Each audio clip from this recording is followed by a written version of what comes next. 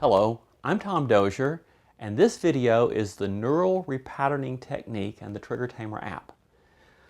When we think about misophonia, we generally think of it as having a trigger, a crunch, and that causes this involuntary extreme emotion or fight or flight response. What I have observed from working with people for the last 2 years is that misophonia really is a two-step process. You hear the trigger, there is a physical reaction, a physical reflex, and the physical reflex jerks the extreme emotion or the fight or flight response out of you. So what I've seen is that if we can stop the physical reflex, then there's no emotional response. Now, this video, then the neural repatterning technique, is about stopping the emotional response to misophonia, essentially stopping your misophonia, by eliminating that physical reflex. Now, first I want you to hear from Virginia some of her comments about eliminating a trigger to a family member singing around the house. Let's hear Virginia. I think probably it was about 3 weeks into it I started realizing that this is really working, because I have to say that I did not think anything would work. Well, I think a lot of people feel that way that have this. And of course I felt that when I was young that I was the only person in the world that had ever experienced this. But after about 3 weeks, I started seeing the improvement, and it was gradual, but it was definite. And I could tell that the trigger was going away, it was getting lighter. And then when I started experiencing the trigger in real life, and realized I wasn't having those emotions or that anger, it was like a miracle. Okay. The other thing I want to kind of get out in the open up front here is that the neural repatterning technique is not an aversive treatment. It is happy time. So I want you to hear this clip where Virginia talks about the neural repatterning technique treatment sessions using the Trigger Tamer app. Once again, Virginia. After I got through the apprehension of the whole thing, because again, I'm 75, coming on 75. So for all of these years, I've just tried to avoid these sounds. Right. And to finally look forward to this treatment and hearing those sounds was amazing to me. It was, it's life-changing. Okay. I want to start by telling you a little about reflexes, and specifically leading into the misophonia reflex. So reflexes are controlled by our autonomic nervous system. It's at the top of our spine, the base of the brain, where it swells out, and I call it your lizard brain. It controls the involuntary actions of the body. So there's a stimulus and then this reflex response, and I call it your lizard brain. Think about a lizard. He crawls up on a rock. If he's the right type, he turns brown. Crawls up on a leaf, he turns green. Does the lizard think about what color he's supposed to be? No. It's just an involuntary reflex. Now, some of your reflexes would be things like sweating. Can you choose to sweat on command or not sweat? No. You go out in the bright light, your pupil constricts. That's a reflex. All of your food processing is reflex. Your heart rate is a reflex. The startle reflex, pop a balloon behind someone and they'll jerk. And that's a reflex driven by your lizard brain. Now, you have the ones that you were born with, innate or inborn reflexes, and we have a bunch of them. But we also acquire reflexes all throughout our life. And these acquired reflexes, this process is called classical conditioning or Pavlovian conditioning. And the story of Pavlov and his dogs, he was doing research on digestion and salivation, and he discovered that the dogs were producing saliva before they ever got the meat. And so he was the first to show that he could ring a bell, give them the meat, they produce saliva. Bell, meat, saliva, bell, no meat, they produce the saliva. So what happens is that when you get this pairing of a stimulus and this response, then they lock together so that the lizard brain, because he's observed this happening over and over and over, decides to automatically fire off the reflex because of the stimulus.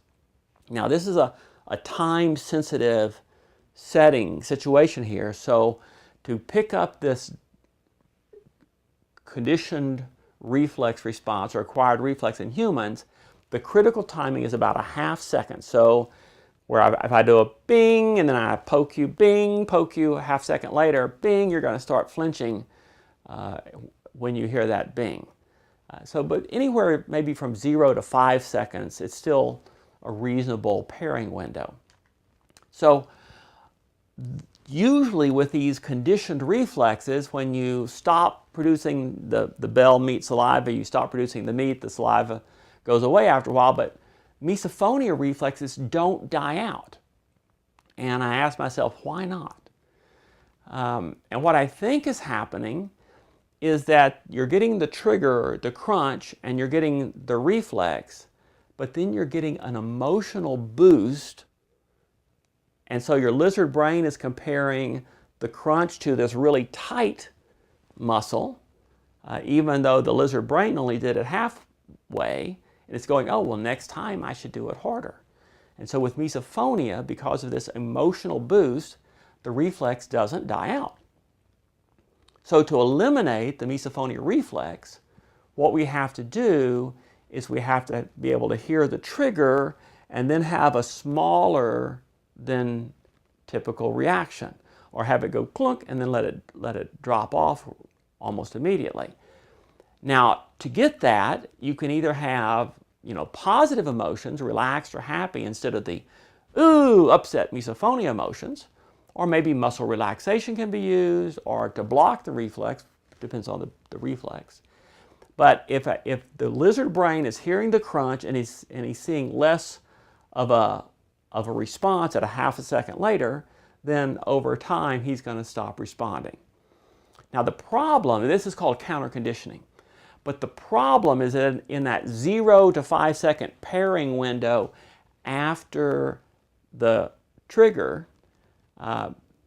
these counter-conditioning actions are just not powerful enough to overcome the emotion that comes with misophonia. So it's very unusual that a person can just counter-condition away one of these reflexes, although there are stories and cases where it's been done. So what I did with the neural repatterning technique is that I started by reducing the trigger, so that instead of getting this full-size trigger, I get a little bitty trigger. And it's a little bit like an allergy treatment for peanuts. If you're highly allergic to peanuts and you eat a peanut, you're going to die. But the allergy treatment is to take a serum that has a millionth or a billionth or whatever level of peanut that the doctors figured out it works, and they give you a little bit of that peanut, and then your body adjusts to it and stops reacting. Well, that's what the neural repatterning technique is we give you just a little bit of the trigger sound and let your lizard brain stop responding. So it usually is best, and everyone I work with now, I work with a recorded trigger, although I have worked with live triggers. And when I was kind of setting this up, I used a scale of 0 to 5 as a rating factor for the trigger strength, the response to the trigger. So if you're in real world, somebody comes up, sits down beside you and starts crunching a taco, and that's one of your triggers, then that response is a 5. But if my voice isn't triggering you, then that's a 0. There's no physical hit or kick to it. So what I look for with this neural repatterning technique is to get like a response of a 1, maybe a 2, but generally down in a 1, where the person can stay positive and calm and happy. Pair it with something that's pleasant. I've had it work with calming, relaxing music. Let me look at this. Here's an example of a calming, relaxing music that was used. And the person would just close their eyes and relax, and occasionally they would hear that little bloop trigger stimulus and have a little reaction. Of course, then there was the person I worked with. This was the first person, and this was his happy music.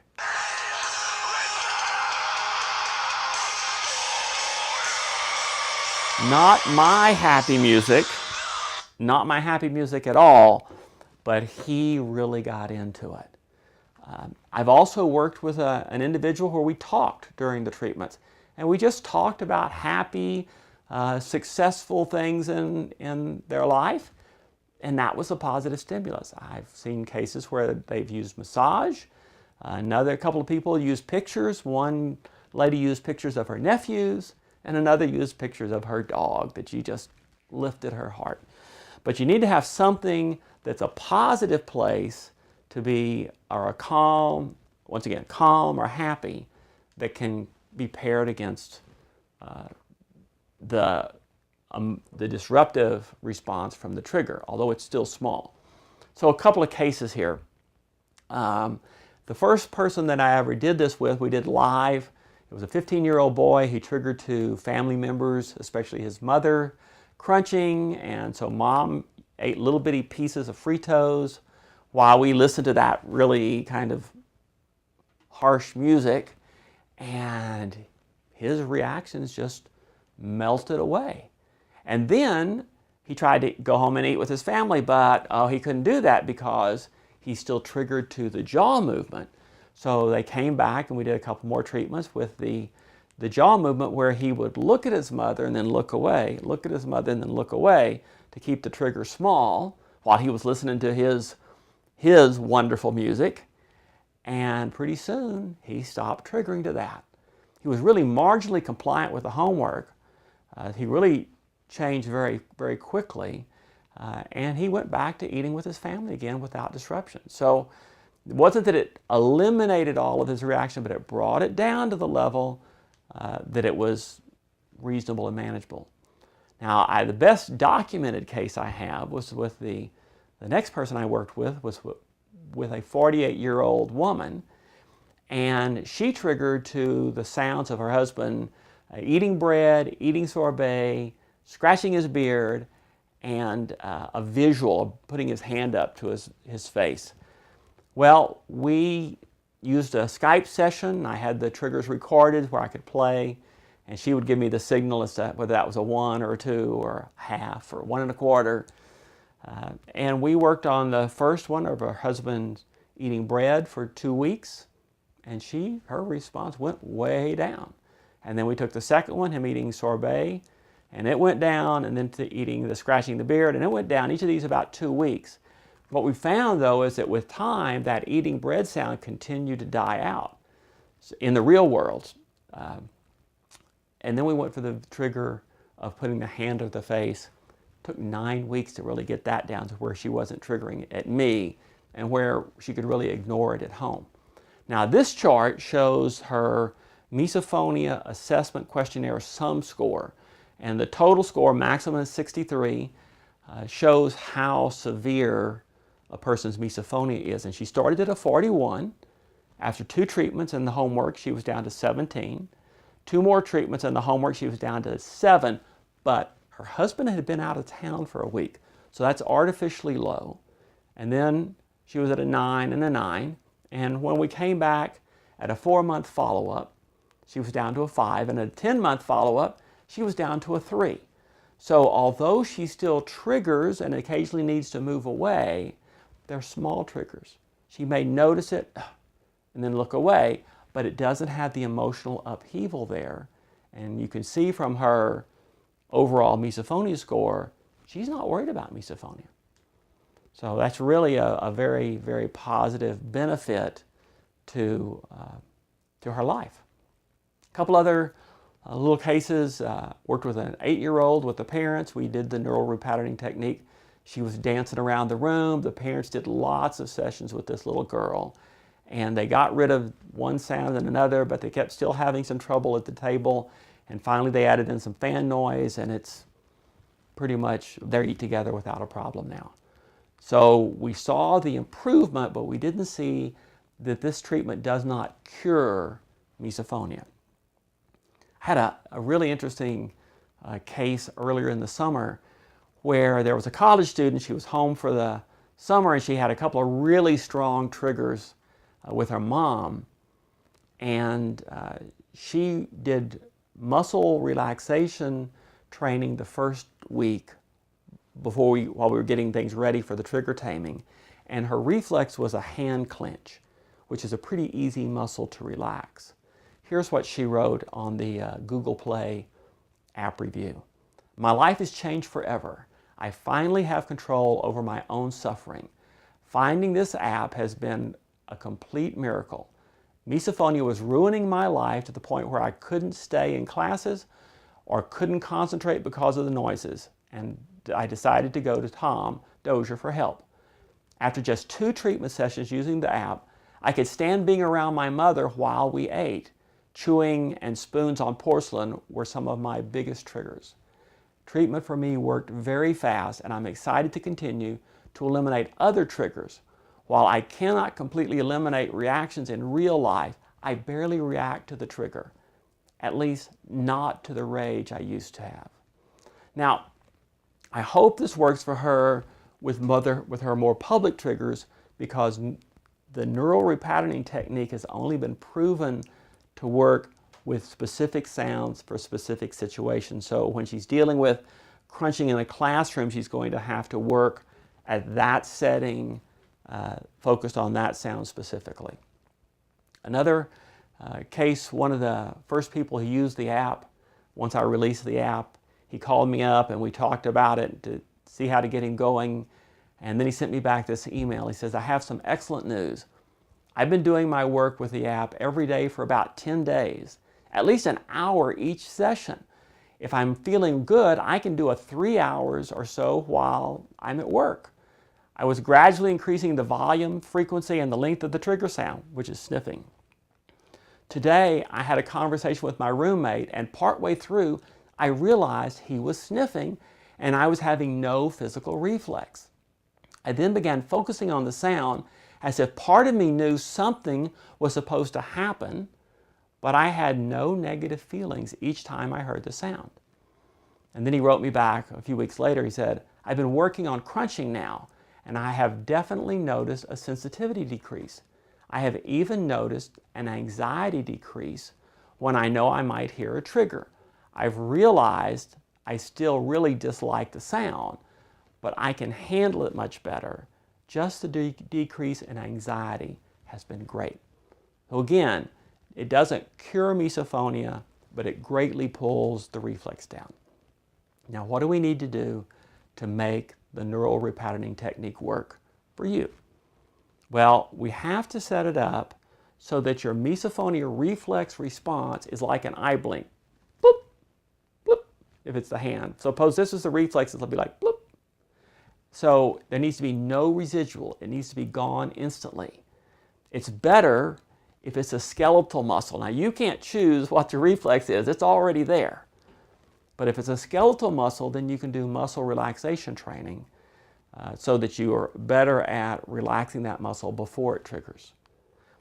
You want to have the trigger rate, triggers coming often enough that you have the experience with the triggers, but you don't want it so much that it stresses you out. You don't want that stress to build. And then you want to increase the length and the volume of the trigger as your reflex response goes down. And I've seen between 100 and 300 exposures of a trigger can give a meaningful reduction with the trigger tamer. And once it goes pretty much down with the trigger tamer, then you're ready.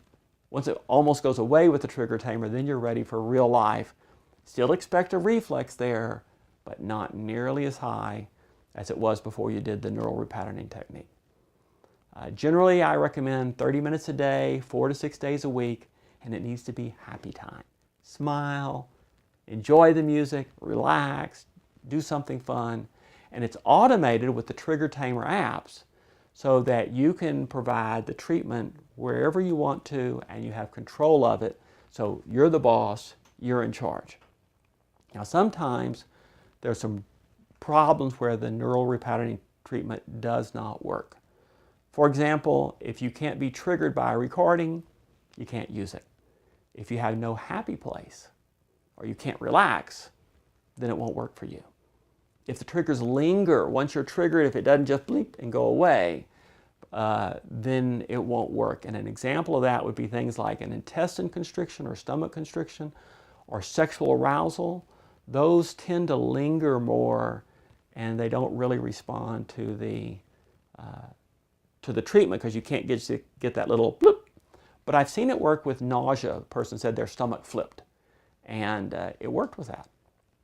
So the neural repatterning technique is suitable for specific triggers where you have a stimulus of a single person or a single thing that's very consistent, or for an emerging trigger, someone that's just coming on, but an emerging trigger will almost always be single person, single place. It's not suitable for a general trigger, something like gum chewing by anyone, anywhere, or sniffing by anyone, anywhere. In fact, I had one of my best students in this treatment. She was a teacher, and she did the homework faithfully, and she did the muscle relaxation faithfully, and she would get to school, and she didn't trigger with the app, but she got to school, kid sniffs at school, and it still got her. And I think that was that setting difference, because reflexes are very context or situation sensitive. Well, a little bit about the Trigger Tamer app. There's two versions. The one that's the blue head version is called the Misophonia Trigger Tamer. It's available on iTunes and Google Play, and it uses an audio trigger. And we're just releasing the version 2, which has a trigger editor, so you can record it with your phone and edit out to get just the section of it that you want. That's the Misophonia Trigger Tamer. And then Android only has the Visual Trigger Tamer, and it uses a video trigger. And it also allows the video for the positive video pictures or audio for your positive stimulus. The Trigger Tamer app has really allowed the cost of this treatment to come way down, because originally doing the neural repatterning treatment individually took about an hour and a half of my time per week. And so that got very expensive. But with the app is $40. There was online tutorials. And if you work with me, it costs about $200 to get you set up and get you going, and then $25 to $50 every week or two just for helping coordinate and troubleshoot your treatment. So you can get a 12-week treatment program for $500 to $600, even working with me guiding you through this treatment. The neural repatterning technique complements other treatments, such as the misophonia management protocol, where you're using sound, filling your life with background sounds, or using the audiologist provided sound generators that go behind the ear. The Trigger Tamer, that gives you a management in the real world, and then the Trigger Tamer will allow you to bring those reflexes down to make it even better. Or if you're doing cognitive or dialectical behavioral therapy, which is very good for dealing with the emotional upheaval from the trigger, but it doesn't get rid of the actual trigger response. And so the Trigger Tamer can work down that trigger response. I'd love to have the opportunity to help you with your misophonia, so if you would like that personal help, contact me, and I'd love to work with you. So thank you for watching this video on the neural repatterning technique and the Trigger Tamer app.